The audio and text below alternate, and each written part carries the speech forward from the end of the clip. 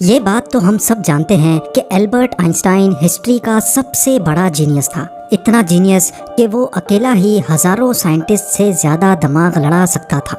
جو چیز ہم انسان سمجھنا تو دور کی بات سوچ بھی نہیں سکتے، وہ آئنسٹائن نے سوچی بھی، سمجھی بھی اور اس کو پوری دنیا کے لیے آسان بھی بنایا۔ البرٹ آئنسٹائن ایک فزسسٹ تھے جنہوں نے تھیوری آف ریلیٹیوٹی، E=mc² اور فوٹو الیکٹرک ایفیکٹ کے لاز بنا کر پوری دنیا کو حیران اور پریشان چھوڑ دیا تھا، اور اس کی وجہ سے ہی ان کو نوبل پرائز سے بھی نوازا گیا۔ ان کی ایکسٹرا آرڈنری سوچنے اور سمجھنے کی صلاحیت دیکھ کر لوگ سمجھتے تھے کہ آئنسٹائن کے پاس ایک اسپیشل برین ہے جو ہم عام انسانوں سے کافی زیادہ مختلف ہے۔ اس بات کا خود آئنسٹائن کو بھی اندازہ تھا، اسی وجہ سے وہ نہیں چاہتے تھے کہ مرنے کے بعد ان کی باڈی کے کسی بھی حصے پر ریسرچ کی جائے، بلکہ انہوں نے تو یہ انسٹرکشنز دے رکھی تھیں کہ مرنے کے بعد ان کی باڈی کو جلا کر راکھ کر دیا جائے۔ لیکن پھر وہی ہوا جس کا آئنسٹائن کو ڈر تھا۔ 18 اپریل 1955 کو پرنسٹن ہاسپٹل میں جب آئنسٹائن کا انتقال ہوا تو آٹوپسی کے لیے یعنی موت کی وجہ جاننے کے لیے جو ڈاکٹر آیا اس نے چپکے سے آئنسٹائن کا برین نکال لیا، کیونکہ اس کو یہ جاننے کی کیوریوسٹی تھی کہ دنیا کے سب سے بڑے جینیس کے برین میں آخر ایسا ہے کہ آئنسٹائن کا برین چرانے والے ڈاکٹر تھامس ہاروی تھے، جن کو اپنے ساتھ ہونے والے انجام سے زیادہ اس اسپیشل برین کو اسٹڈی کرنے میں دلچسپی تھی۔ کچھ دنوں کے بعد جب پرنسٹن ہاسپٹل کو ڈاکٹر ہاروی کی اس حرکت کا پتہ چلا تو ان کو اپنی جاب سے ہاتھ دھونا پڑا، لیکن ڈاکٹر ہاروی آئنسٹائن کے بیٹے ہنس البرٹ سے جیسے تیسے کر کے یہ پرمیشن لینے میں کامیاب ہو گئے کہ وہ اس کے باپ کے اسپیشل برین کے اندر چھپے رازوں سے پردہ اٹھا کر اس کو دنیا کے سامنے لانا چاہتے ہیں۔ اس دن کے بعد سے شروع ہوا اس برین کا ایک لمبا ترین سفر۔ ڈاکٹر ہاروی ایک پیتھولوجسٹ تھے جو صرف پوسٹ مارٹم کرنا جانتے تھے، یہ ان کا صرف خیال تھا کہ وہ اتنے بڑے جینیس کے برین پر ریسرچ کر پائیں گے۔ اب کنڈیشن یہ تھی کہ ڈاکٹر ہاروی پرنسٹن ہاسپٹل کی جاب سے بھی ہاتھ دھو بیٹھے تھے اور اپنے پیتھولوجسٹ کا عہدہ بھی۔ آئنسٹائن کا برین جو پہلے ہی ڈاکٹر ہاروی پریزرو کر چکے تھے، وہ اس کو لے کر پینسلوینیا کے شہر فیلاڈیلفیا لے گئے، جہاں انہوں نے برین کی کئی فوٹوز لیں اور پھر اس کو 240 چھوٹے چھوٹے پیسز میں کاٹ کر ہر پیس کو الگ الگ جار میں پریزرو کر کے اپنی بیسمنٹ میں چھپا دیا۔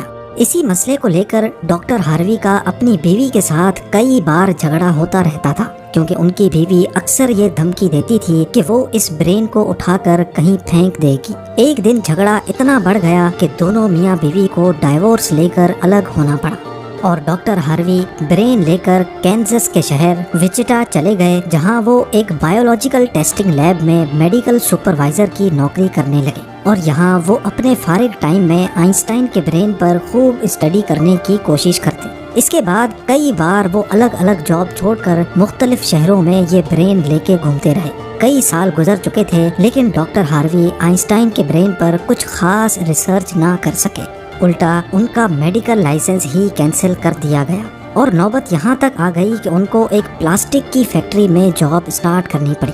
تبھی انہوں نے پہلی بار ایک اچھا فیصلہ کیا کہ وہ ان کے برین کے الگ الگ حصوں کو دنیا بھر کے بیسٹ نیورو پیتھولوجسٹ کے پاس ڈیٹیلڈ ریسرچ کے لیے بھیجیں گے، لہٰذا انہوں نے ایسا ہی کیا۔ 1955 میں برین چوری ہونے کے 30 سالوں کے بعد یعنی 1985 میں پہلی بار آئنسٹائن کے برین پر ایک اسٹڈی پبلش کی گئی۔ اس کے بعد اگلے 28 سالوں تک اس جینیس برین پر دنیا بھر کے نیورو پیتھولوجسٹ نے کئی اسٹڈیز پبلش کی، جن میں بتایا گیا کہ آئنسٹائن کا برین عام انسان کے برین سے کافی ڈیفرنٹ تھا۔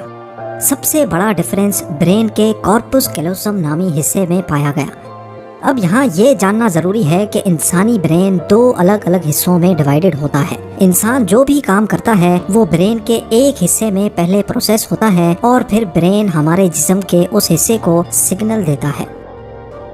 لیفٹ برین ہمارے جسم کے رائٹ حصوں کو کنٹرول کرتا ہے، جبکہ رائٹ برین ہمارے جسم کے لیفٹ حصے کو کنٹرول کرتا ہے۔ اس کے علاوہ 90% انسانوں کا لیفٹ برین بولنے، سمجھنے، میتھمیٹیکل کیلکولیشنز اور رائٹنگ یعنی لکھنے کے دوران کام کرتا ہے، جبکہ رائٹ برین کے پاس کریٹیوٹی، شیپس کو پہچاننے، آرٹ اور میوزیکل اسکلز کی ذمہ داری ہوتی ہے۔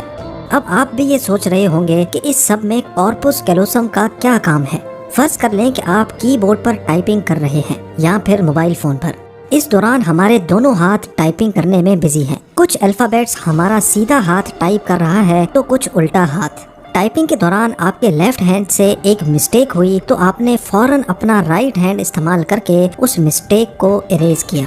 تو اس کا مطلب یہ ہوا کہ جب ہمارے رائٹ برین سے مسٹیک ہوئی تو اس نے لیفٹ برین کو فوراً سگنل دے کر وہ مسٹیک ٹھیک کروائی. برین کے دونوں حصے آپس میں جس چیز کے تھرو کمیونیکیٹ کرتے ہیں اس کو کارپس کیلوسم کہا جاتا ہے. اور آئنسٹائن کا کارپس کیلوسم عام انسانوں کے مقابلے میں کچھ زیادہ ہی بڑا تھا. یعنی ان کا لیفٹ اور رائٹ برین کا آپس میں بہت اسٹرانگ کنیکشن تھا، جس کی وجہ سے آئنسٹائن ایک ہی وقت میں کافی کمپلیکس پرابلمز اور سچویشنز کو امیجن کر سکتے تھے. کارپس کیلوسم کے بڑے ہونے کے علاوہ آئنسٹائن کے برین کا پیٹرن بھی عام انسانوں سے کافی مختلف تھا، اور ریسرچرز کا ماننا ہے کہ اس کی وجہ سے برین میں نیورونز کا فلو کافی بہتر تھا. نیورونز کے اچھے فلو ہونے کا مطلب ہے کہ ان کی میتھمیٹیکل کیلکولیشنز کی پاور کافی زیادہ اسٹرانگ تھی.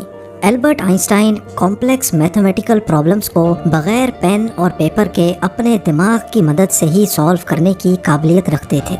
نیورونز زیادہ ہونے کی ایک اور وجہ بھی ریسرچ پیپرز میں بتائی گئی. جب آئنسٹائن کے برین کا وزن کیا گیا تو اس کا وزن 1230 گرام تھا، جبکہ عام انسانوں کا 1400 گرام ہوتا ہے.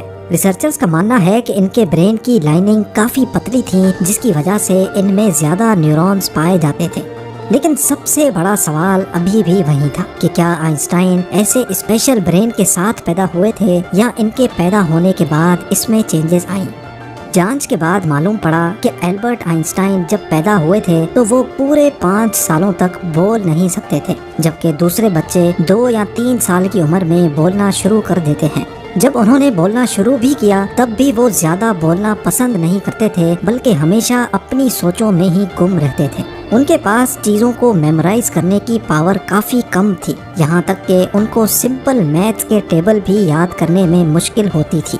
وہ میتھس اور نمبرز کو لاجیکل طریقوں سے پروسیس کرنے کے ماسٹر تھے، نہ کہ ان کو رٹا لگا کر یاد کرنے کے. اسکول لائف میں باقی ہر سبجیکٹ میں آئنسٹائن فیل ہوتے تھے، صرف میتھس اور سائنس وہ واحد سبجیکٹس تھے جس میں آئنسٹائن کے نمبرز سب سے زیادہ آتے تھے.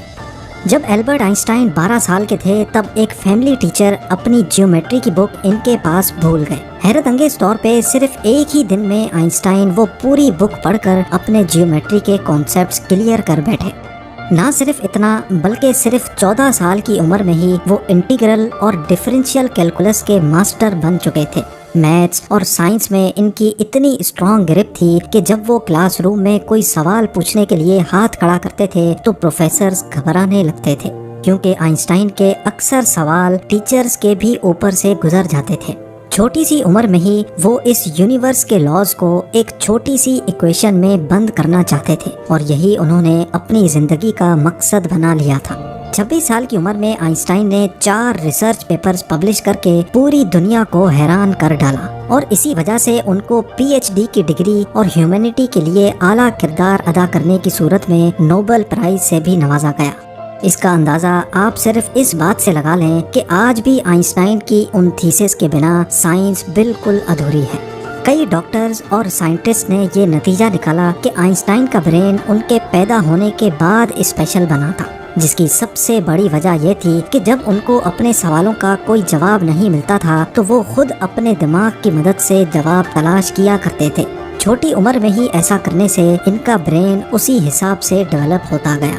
آج بھی آئنسٹائن کا یہ ایکسٹرا آرڈنری برین امریکہ میں واقع دی مٹر میوزیم میں موجود ہے، جس کو بڑی حفاظت سے مائکروسکوپک فلمز میں پریزرو کر کے رکھا گیا